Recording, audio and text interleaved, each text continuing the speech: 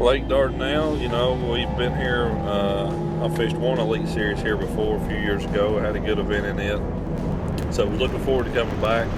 The great thing about this place on the Arkansas River is you know you're not going to have to fish deep. 10 feet of water is extremely deep water on Lake Dardanelle.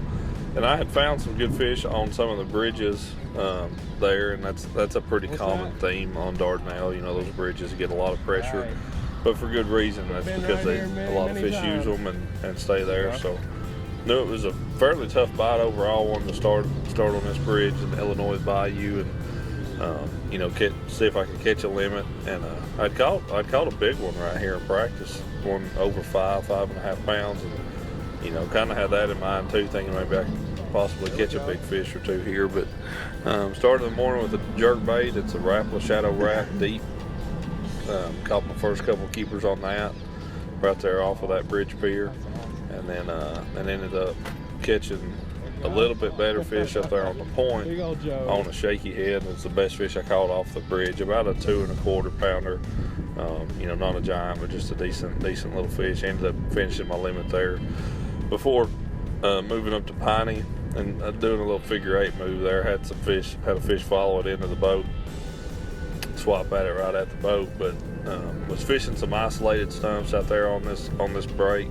Some real big stumps. Some of them, when you got close, you could actually see them visibly looking down in the water, but most I could see them, you know, at a distance with that 360. And I caught fish here on top water. I caught them on a worm. But I caught my better weight cranking a Rapala DT4 in a pinkwood color.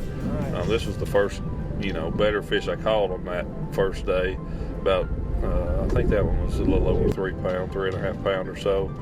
You can see the bait there showing it to the camera, that little DT4. Man, that's such a good shallow running bait. Comes through stuff pretty good. You wouldn't think that with that rounded lip, but the way it's angled down, it really comes through wood extremely well in the you know, the shell and stuff that was out there. And this was the fish that really anchored my bag on that first day.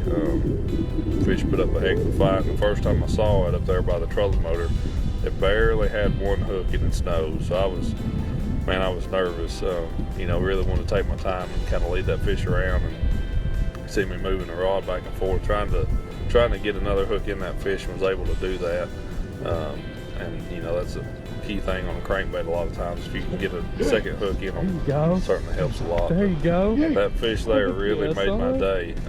You know, it weighed 5.15. I anchored my 18-12 day on that first day. But using my Lake Master map on my Humminbird graphs and that Humminbird 360, you know, was number one, that Lake Master showed me where those fish were, and then Humminbird 360 would help me dial in where to catch them. But all in all, a good event, and ready to move up north, go catch some big smallmouth.